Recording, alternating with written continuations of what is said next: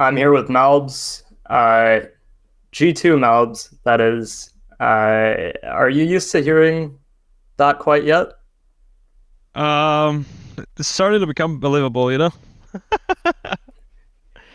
It's been a really long journey for you to get into this team. Obviously, it was reported before you actually made the move, but um, for you actually coming into this team and such a large organization, what's that been like so far? I know it's only been a little bit. You haven't played any events or anything, but just general feelings. For me, is I cannot even describe it. Like coming from a really weird country from to esports, having to learn two different languages to become pro, and then having this opportunity is just I don't know. It actually makes me feel good because it actually means that everything that I went through and everything that I actually all the effort I put in was actually worth it. And everything that I went through, as I said, it was a really good journey. And I think everything that happened in my career was just to learn and just make me ready for this moment. So this is really good. I'm really happy that everything just happened this timeline, and yeah, I'm proud of it too. Like you can imagine how happy I am to see my dad almost crying because he got to talk to Taz, for example, or that or that he's super excited that I'm gonna play with Nico, for example. So yeah, it's an insane feeling that I really cannot describe. So yeah, that's the best I could describe it. I went back through this feature article we did on you a few years ago, and one of the opening bits of it is you talking about how HLTV published a highlight of you, and you wanted to show all your friends. We've seen a lot more highlights from you since, and I think now that you're on G2, we're going to be seeing a lot more from you. But man, you've been playing this game since you were 13. Now that your first official was when you were 13 on Yeah. HLTV. It's been such a long journey. You've had this period in Team One, Zero Zero Nation, M80. For this to now be your next step after that whole journey, can you kind of walk me through that and tell me, um, I guess, what all of the trials were? Because I mean, you've been around NA, I've been around NA for a long time. I know there's been a lot of struggles between uh, Team One and then just NA as a whole in terms of the pathway to the top. So just for you to finally be able to, I guess, overcome that, can you tell me how that feels and what that journey's been like for you? I think I actually made the path longer than I should have because, as you know, I went through the Brazilian scene because I had no other opportunity in the day because I was not known enough. So one day Pesa just discovered me in FPL and he was like, "Yeah, we should bring this guy," and I got to learn Portuguese since then. But I feel like if I had the opportunity before to actually communicate in a language that I'm comfortable on and play my roles that were like aggro roles and not things hard anchor and some maps and stuff. And actually grow with it and get experience from those kind of roles to actually, if I had the opportunity to change my roles in the future, have some experience knowing that I'm good in my roles, just as it is happening right now. I got the opportunity to play my good roles in M80, but I'm gonna play big set anchor in G2 right now. But I know that I can play good as an assault rifle, so I can bring that knowledge into the big set anchor and actually just learn from the other anchors, and also put my knowledge from being a assault rifle into that. So I think I could have done a better path for me, but that's how it is. But I'm always grateful for getting to know the Brazilian culture and getting to know another language, which is not an opportunity that everyone has. So yeah, actually, it actually made me grow a lot as a person and as a player. So I'm obviously thankful for everything that happened, and all of the things happen for a reason, and that's why everything brought me here, I guess.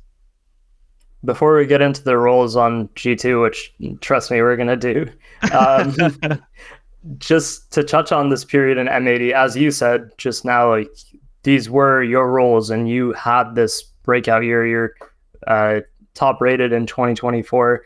This whole period that you've been within this team and you've been able to play spots that you're more comfortable in and play a way that you're more comfortable in. Can you touch on that period and what this journey in M80 has been like? Because you had this rapid rise, and then Manx obviously suddenly stepped away, and you've kind of been hamstrung since until you recently got Sin and whatnot. You missed the major, you were heartbroken. So for you, for this whole journey through M80, what has that experience been like just before we get into the whole G2 change? Yeah.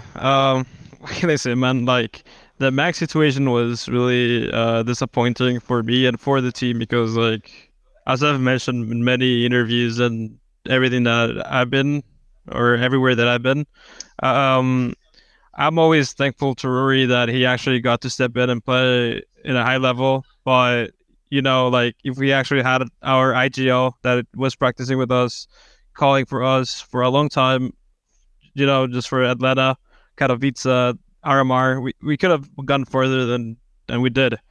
But unfortunately, that happened, and we didn't even qualify for a major, even though we were like a round away to qualify. So it's just unfortunately, but other than that, I'm super happy that the M80 thing happened. Like, I was so close to retiring, and they actually gave me a hand when I was thinking about retiring before. And then I got to play with Manx, and he got some of the star roles that I was playing in M80 now. So after he went to the bench, or he went inactive, I don't know how to say it. We were discussing who was gonna play Manx roles, and they were like, "All right, let's put Murray into the star roles." And I was like, "Sure, I've never done this before, but I can try it," and it was worth it.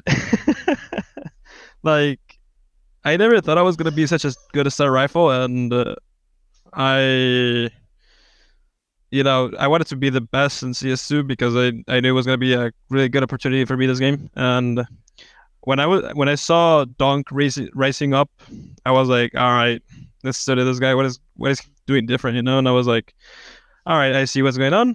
I found out what he was doing, and I got to play like him. I got to understand like what he does, how he moves, how he shoots, everything, and then I put it into my game and into the M80 game, and I destroyed everyone. Like, nobody in NA had chance against me other than Flum. Flum can take down the best. Yeah. I mean, not just NA either. When you went to EPL, there was also the games against you too. Teammates had chance. Yeah, exactly. But as far as you just said that you didn't really expect to play the star roles, or that you didn't think you'd be good in them. What made you say that, or what makes you say that? Because I always thought I was more like okay, I'm not gonna say I was like a passive player because I've always been super aggressive and everything, but I always thought I was not gonna work well and like having so many duels and having to think fast and stuff. Like, I was super aggressive and overpeak and stuff, but I never thought I was gonna be good in this roles where I would have so much impact on the map, and in the matches. But when we got the first practices, I was doing really well in the scrims, and I was like, all right, this might be my role, and it was my role. I was trying to find it before the interview, but I remember seeing a tweet or an interview or something from you where you mentioned that you were finally feeling comfortable in a team. Like, you finally felt like you had teammates around you that supported you, and you had the right environment to thrive. Yeah. Can you touch on that personally a little bit, and also I guess how that reflects now that you're moving away from that environment? On past teams, I've always been like a really, like, the teams have been a really good group, like team 1, we were really good friends, and we even actually we're so good friends, like Maoki, Pesa, and them, we're so good friends, we're a good group. So but this immediate group was different. Like, we clicked super fast, even with the European guys, Snax and Sin. We clicked super fast, even though we never met each other, never before. And yeah, like getting to play with Swisher and Rek was great. I knew them from back then in like what 2016 from Pucks in ESEA. And I was gonna play with Swisher when I was in Team One, 2021.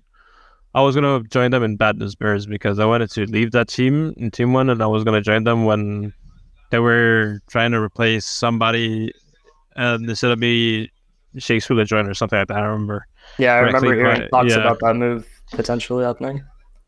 But I was gonna join them, and it didn't happen. And Swisher and I always wanted to play together, but it never happened. And when it happened, I think it was the best moment to happen because I was like a better player, a better person, and we were a really good group, really good friends. And it was, I think, that's why we were a good team as well. Like we were really skilled, yeah, but we had like a good connection, a good chemistry because we were really good friends outside of the game. So I think that's why it was working really well. Even with Rory, like we were super close to everyone, so it was a really good group, and I'm super grateful for having the opportunity to have played there. As you mentioned, you've learned two different languages. You've played in NA for so long. You played in a Brazilian team. Now played in M80. You're moving into a completely different environment now. Players that you're not as familiar with into a region you're not really familiar with. What impact is that change going to have in terms of that environment for you personally? Because you are leaving a lot of what you're just talking about behind, a lot of the familiarity, a lot of the people that you know, into a very high pressure top organization environment where this team is obviously expected to win trophies. They have Monacy, they have Nico. So now moving into joining G2, how's that environment changing for you? Have you felt it yet? And what do you think it's going to do for you in terms of how you might feel in the future, at least? Of course, it's a little bit different because the culture is like different, and like the Americans might be a little bit more friendly, I will say. But even even though I feel like I've only met the G2 guys for like 4 days or something, and I've had a really good connection already, and it feels super nice. Like even on practice, we're always laughing, we're always making jokes. So I feel like this is a really good group too, and I'm expecting really good things about us. That's What was that? Snax just came by and said that's a lie. You see, like those guys are really funny, and we're a good group already. So I think we can manage to do great stuff. We just need time, you know. I was watching your interview with Mike, and you mentioned your agent telling you about this offer coming in. Um, and you mentioned one other offer that was there as well. When you actually were approached about G2 and this was actually happening, you said that it was obviously it's something that's completely unexpected initially, but what were the feelings like after you processed it? Was there any doubt in making the move at all, or was it when G2 comes knocking, is it just a move that you have to do for yourself?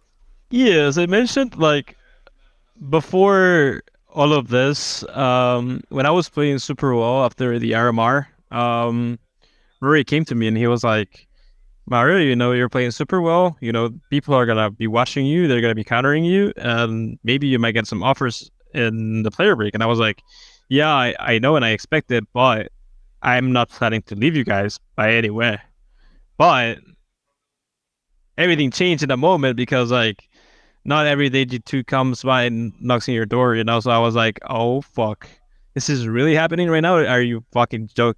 Are you fucking kidding me right now? And I'm like, damn, it's happening. And then it happened, and I'm like, is it really happening again?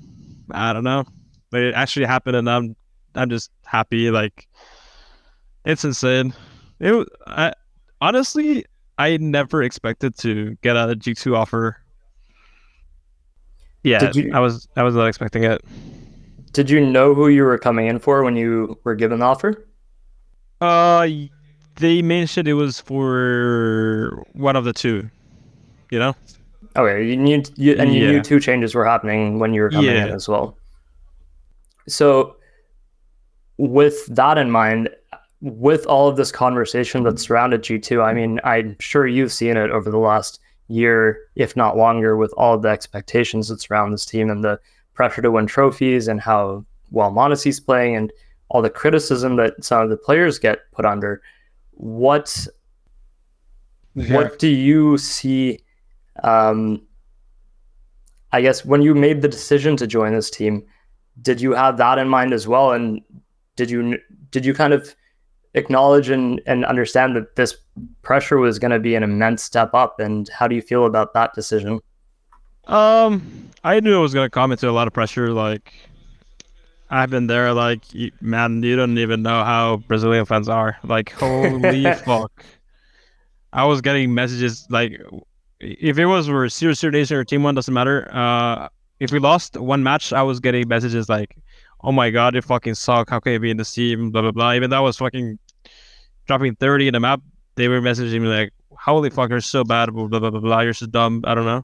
It was it was ridiculous, and I'm expecting to happen the same thing here. But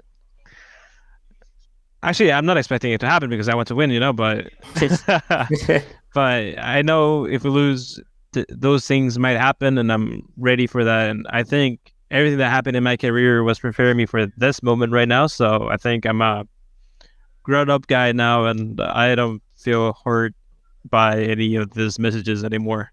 They might hurt, yeah, but I'm not gonna get into my game life, you know? So you're saying you kind of feel prepared for Yeah, for the the ramp up pressure. in expectations, Yeah, the kind of community conversation that's going to happen as well. yeah. When you arrived at this boot camp, you said you've only been there a couple of days, but you also mentioned with Mike that you hadn't really interacted with people on the team before. You'd maybe talked to Taz once or twice. Um, how's it been so far? You mentioned there's some jokes happening, but just in general, in terms of the team environment and what it's actually like talking to some of the players in person and playing with them so far. The first day I met everyone, it was so weird because I was like a fun boy here. I was like, oh my god, it's Nico. Oh my god, it's Modesty, you know? Yeah, it's Snax and Taz. I was like, damn, I finally met those guys. But after the first day, I was like, my friends, you know, they're my friends already. And I was feeling super comfortable already. And yeah, I like it here. I like the environment. Everyone's super friendly. And I'm feeling comfortable already. Yeah. So you've had a few days of practice. You mentioned it earlier. You swapped into some more anchor roles. There's been an overwhelming amount of conversation about these role clashes and these overlaps between the players and how G2 is going to resolve that. First, before we get into actually your actual role swaps, how do you view the topic as a whole in terms of players swapping roles and the ease which of integrating these kind of things? Because is it easier now than it used to be? Is it an overblown kind of conversation? What's kind of your perspective on that? As I said, because of me having the experience now of like being a top player in star roles, I feel like I can also be that type of player in ankle roles. But I need to learn, you know.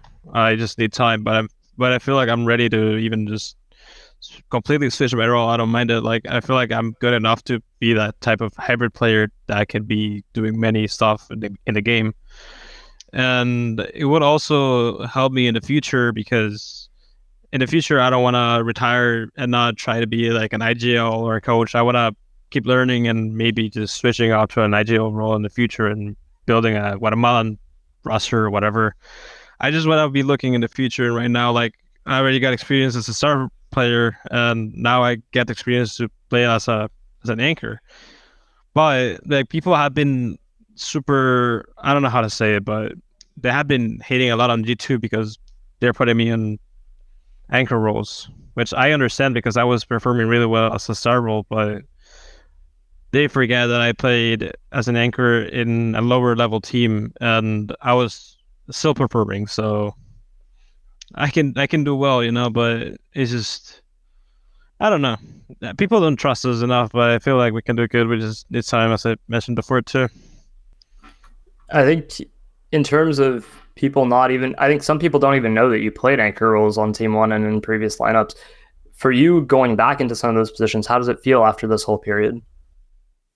Um, for me, it feels nice. Like when Taz messaged me, I was like, Yeah, I don't mind giving my roles to Hunter and Nico, you know, like how can I say no? I just if I'm giving it to a better player than me that has more experience, I'm always okay with it, and I'm always willing to learn from them, and of course do my best to be a good anchor for them because like, you know, I gotta be doing my role good too. So yeah.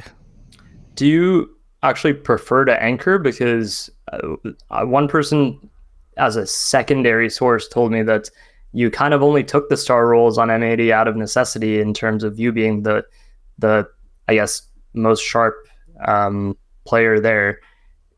Do you No, I actually think like I like was anchor dreaming with roles? me or something because I never said this, but Okay, like I don't think any player in this world will prefer anchoring over playing connector and Mirage, for example.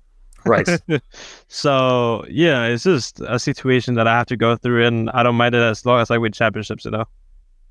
Okay, and in practice, actually playing these roles now that you've had a few days in the boot camp and you've been able to, um, I guess, get some experience with it in this lineup. How has that actually been in terms of how the practices have gone, how you felt?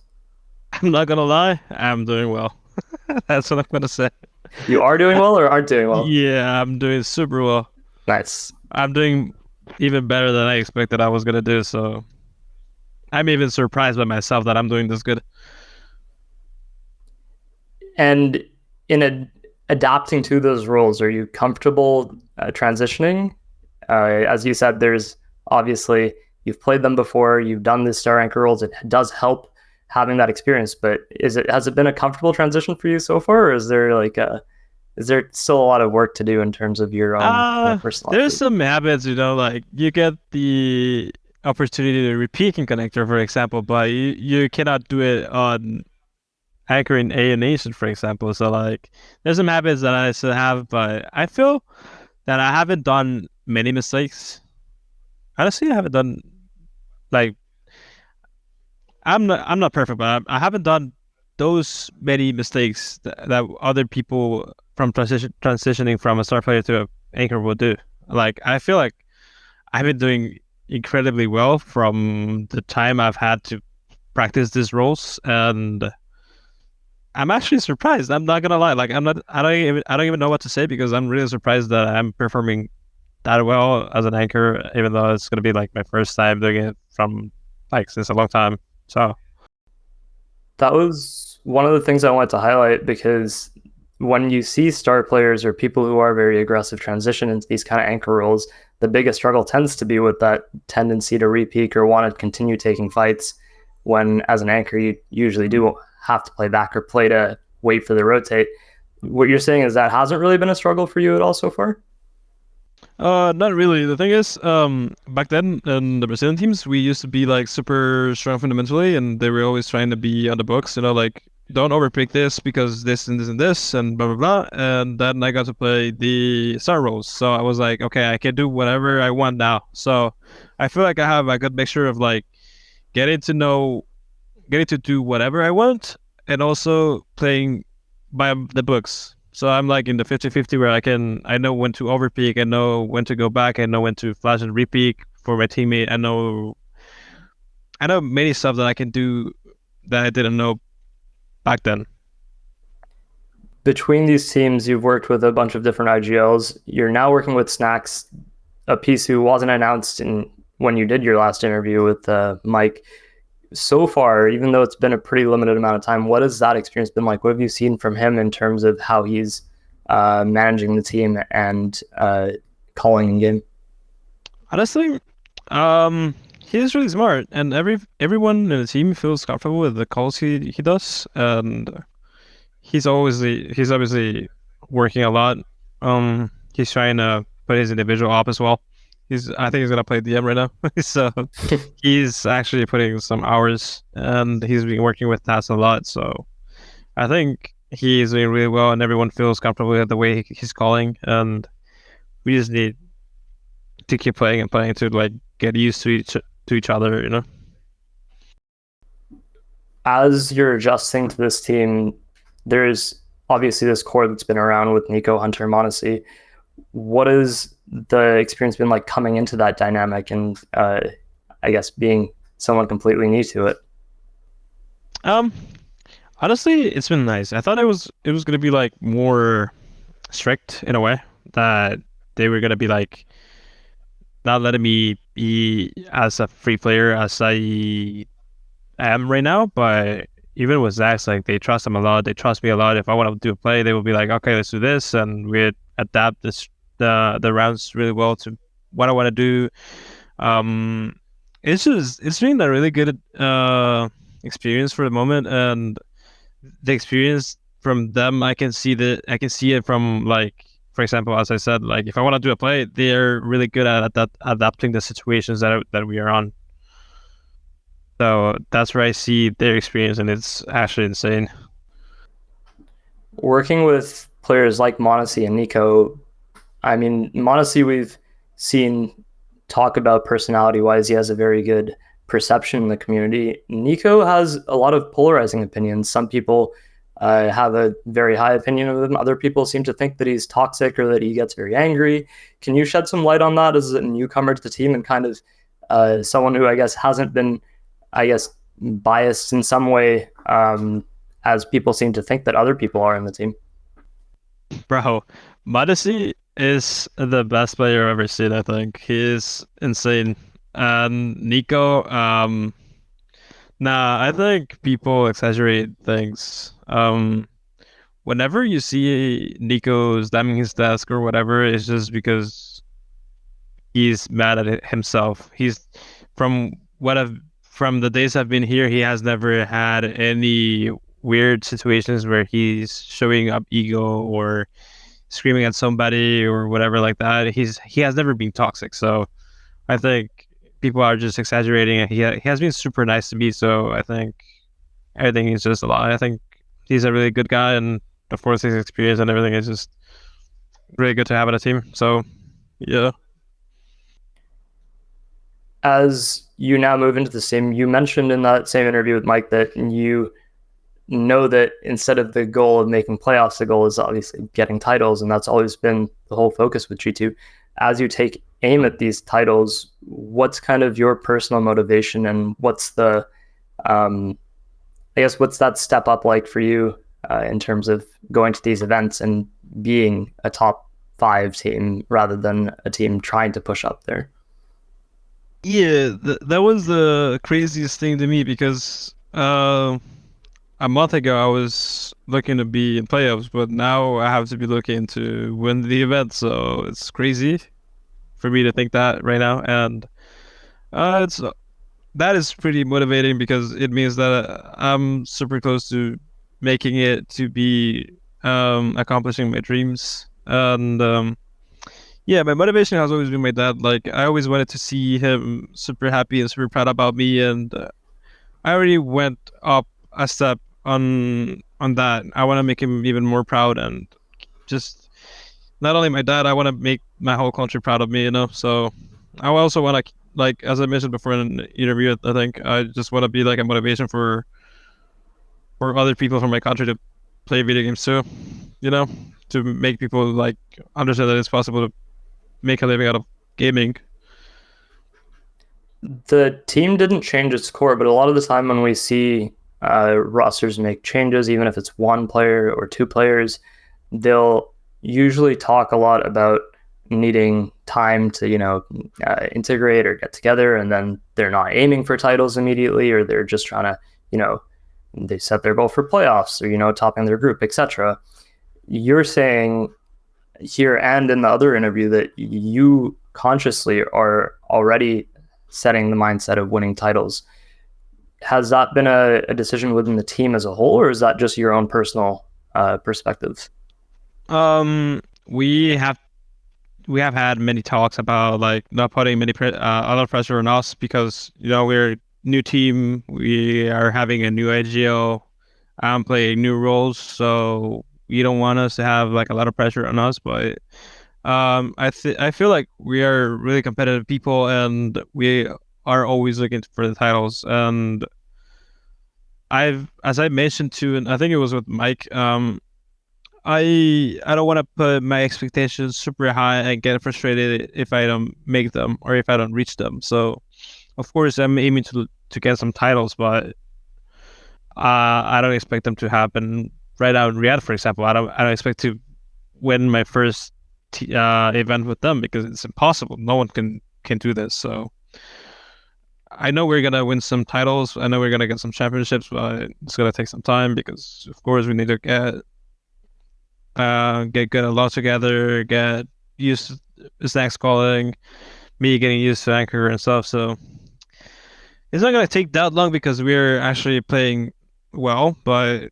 the more time we get, the better we're gonna be. So I would say it's fine. So you say that. I wanted to bring up a tweet from PETA. I'm not sure if you saw it, but when Snax was announced, he said something along the lines of like, first 3 months are going to be a honeymoon phase. You guys are going to play relatively well. And then the next 3 months are going to be some downturn where you guys aren't going to be making deep runs or anything like that. And then after that, Nico and Monacy are going to leave. I just want your perspective on that because the trajectory you're talking about is kind of the inverse, where maybe you might start a little slow, but you expect that in 6 months that you guys are going to be winning titles, and that's generally what any player or team would say. But just kind of in response to that perspective, I guess. Yeah, I don't know why people feel like they can read the future. Like it's just stupid. Like I'm even gonna say my comments about those people trying to talk shit about us because this is ridiculous to me. And I mean, if they feel like they can read our future, they should have read their future first. Like that's stupid. But if we get that honeymoon period, I think it's fine for me. Like I'm gonna get a title, I'm gonna go to it. And if it happens that we don't do anything else and they leave or whatever, like it happens. Like what can I do?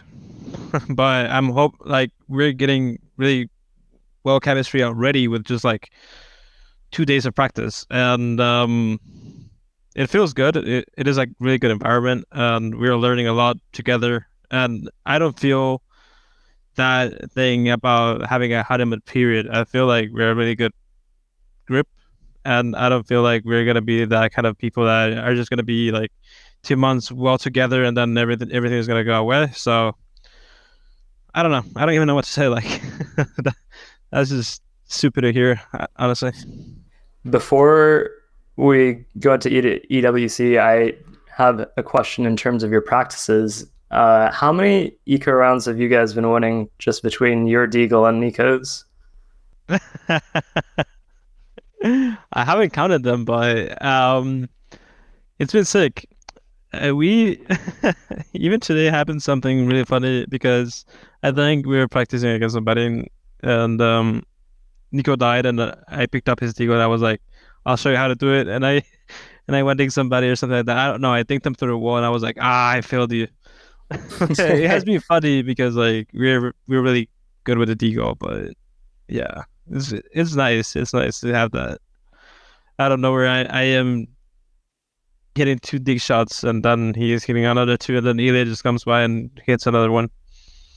So teams should be scared on ecos. Yeah, for sure. Okay, and then heading into EWC, it's going to be your first tournament. The format's really weird, but you do play Mongols in your first match in a best of three. Obviously, another team that's been on the rise. Just give me your thoughts on that matchup and your debut with G2 being at that event and how you feel like heading into it right now.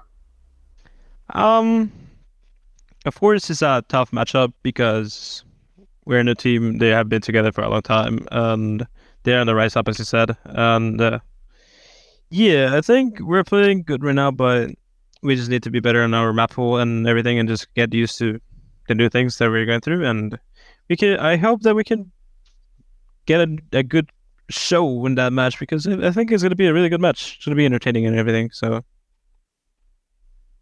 In the way that bracket is set up, I believe if you win your first game, you're already in the arena. So an early chance to be on stage with G2, what would that mean to you? it would be insane. I always dreamt of like being in an arena and playing in front of a crowd. It's just it's just insane. I always wanted that, and I hope to make it already in my first event with them. Looking towards the rest of this year, G2's practice calendar is obviously very, or not practice calendar, sorry, just calendar in general is very busy. You're not going to be based in NA anymore. I believe you said you were going to be based in Serbia. Yeah. For you to be there and be there for such an extended period of time, how's that going to go? And how do you feel about the circuit being so busy and being able to play in all of these big events now rather than trying to qualify for them in NA or slog through some of those online brackets and whatnot? Actually, thank God that I don't have to waste my time in UCL anymore, so that's one thing. But man, like getting the opportunity to like stop playing qualifiers and actually like I have Cologne in a month, so it's just insane having to or getting to play these events and not having to worry about qualifying for this, qualifying for that, and that kind of stuff. So I feel like it's fine for me. And about moving here, of course, it's tough leaving my family behind, but it's my dream, and I wanna accomplish everything that I can. So I'm still young, so I still have them with me. One event you are going to have to try to qualify for is the major. Um, Obviously, in Monterey, I was there. There's a lot of heartbreak. You mentioned it earlier, one round away from the major. Um, G2 have also had a bit of a rough time in the last year in terms of deep runs in the majors and their expectations. How do you feel about the prospect of the Shanghai major looming at the end of the year and the kind of pressure and expectations that are on that event, even though you're a new team? Um, I understand that the pressure is gonna be higher in that event because we're gonna have more time together. So it's obviously normal, but I think that um as I said too, like from not having a secret to potentially winning the major is gonna be insane. And I'm really happy and excited about it. So um I hope that I'm gonna be one of the best anchors in the world by then and actually help my team to not even make the major but win the major. Many years of slogging through the qualifiers online and the RMRs, but your first major could be with G2. How just what is that? How did that happen? It's crazy. I never thought I was gonna see my signature behind or in front of the G2 logo. It's crazy. As you turn into the end of or the start of your time in G2, sorry, it's gonna be a very different path for you. So just heading out of this, we've talked a lot about the pressure. We've talked about your role changes. We've talked about the different personalities and not being in the same environment. So for you, what kind of, I guess, glimpse into the future can you give us since other people, you don't want other people reading them for you? First of all, I'm gonna ask them for some tips to read my future, but I'm just hoping for the best. Like I don't want to be um getting so many expectations and that get frustrated or something like that. But I'm just hoping to be a top team. Like of course, I mean by top team, I mean like being number one, number two, number three in the world. And I just want us to succeed. I don't want us to fail because I feel like we're a really good roster. We just need some time, and people are just talking shit about us so much, and it's just ridiculous. But yeah, I feel like my future is gonna be bright with them. I have that feeling, and I actually trust them so much, and I feel like I'm a different person since like the last year. So I feel like it's gonna be nice. As you said, people are talking so much. Are you gonna silence that on the server, or what's the plan? Yeah, I don't think I'm gonna tweet anything, so I think it's gonna be in the server. Okay, awesome. Thank you so much, man. All right.